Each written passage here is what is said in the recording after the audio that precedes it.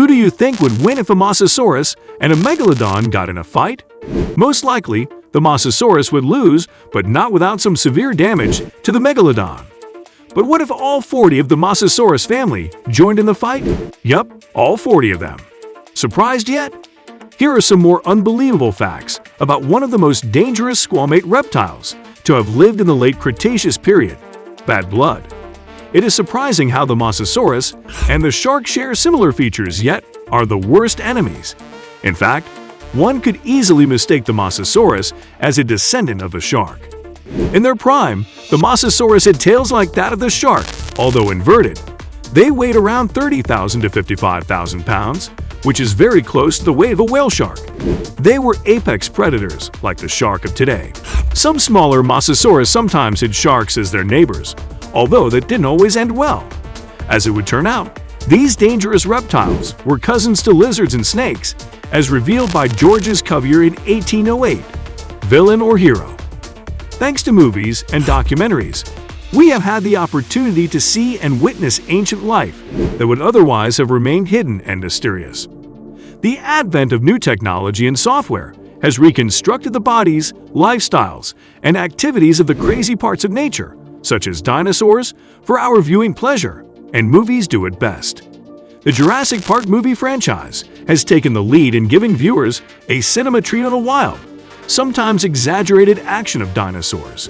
Many have been featured, and the Mosasaurus was not left out. It needed no audition as its profile spoke for itself. In the pivotal part of the movie Jurassic World, a giant fish-like yet crocodile-looking monster jumps out of the water to hook onto the Indominus Rex dinosaur and drags it down. That was the Mosasaurus, although made to appear more dramatic and larger than in real life. But it certainly does justice to its aggression and hunting style, as you will discover further down this video. And if that scene didn't cause you to jerk even a little bit, you need to get your reflexes checked. Hit the like button if you've seen the movie. Varying sizes. If you thought the Mosasaurus was just one particular type of dinosaur, you'd be wrong. When Daniel Caniver gave it its name, he also meant to describe the genus of several species belonging to the same family. Thus, the various types of Mosasaurus include the Hoffmanni, Missouriensis, the Canadan, the Lemoneri, and the Bojade. Granted, the Mosasaurus couldn't compare in size to some of the big guys out there, such as the Titanosaur, which was approximately 118 feet, but they still were a force to reckon with. They were generally 49.9 feet to 59 feet in length and 6.5 to 9.8 feet in height. Make no mistake, those are some formidable forms. For instance, no Cretaceous shark could match the size of the Mosasaurus hoffmanni. However, there were smaller versions of the family as well. The Pinoneosaurus inexpectus, a discovery made by a group of paleontologists in 2012, was a freshwater Mosasaurus that was the size of a dolphin. Another possible ancestor, the Dillosaurus, discovered in Texas in 2005, was only 3 feet long. Mosasauruses were generally strong swimmers no matter the size, but the smaller they were, the quicker they moved. This also meant they had a quick maneuver. That would have been no good news to Caleb Dressel if he found himself in their way. Or do you think you would have fared better? Not a chance. Let us know in the comments.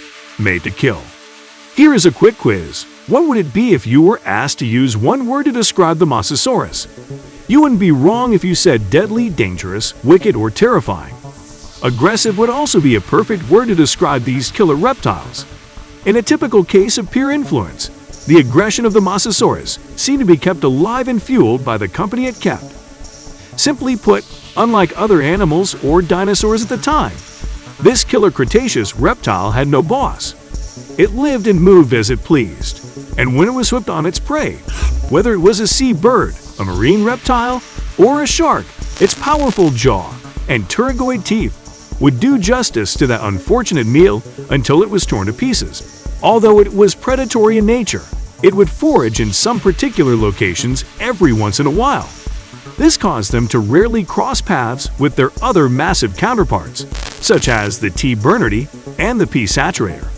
But when they did cross paths, it was brutal. This is proven by the discovery of fractures on the brain case of the Mosasaurus hoffmanni. Habitat and hunting style. As dangerous as this killing machine was, you'd think it'd be one of the monsters you'd find lurking only in the unknown depths of the Atlantic or Mediterranean Ocean, where they usually lived. You'd partially be right, except it would come up to the surface to get some air every once in a while. Based on the shape of its body, researchers believe that it used to live near the surface of open seas and oceans, and at the same time could also thrive in the deep parts of the sea, as far as 160 to 490 feet deep.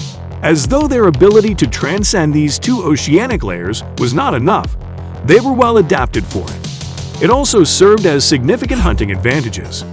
This dual environment adaptability enabled a countershading strategy, something most hunter aquatic animals were familiar with. Countershading is a camouflaging style where the animal blends into the depths when seen from above and becomes hard to differentiate from the summit surface when seen from below. Its prey wouldn't know what hit it. This was enabled by eumelanin, a pigment found in the Mosasaurus as well as other animals. This helped them to have separated dark skin on their backs and a whitish appearance on their bellies. If you enjoyed this video, then check out this other video on Legends of Losh Ness Monster. Does the Losh Ness still exist in 2022? Until next time, take care.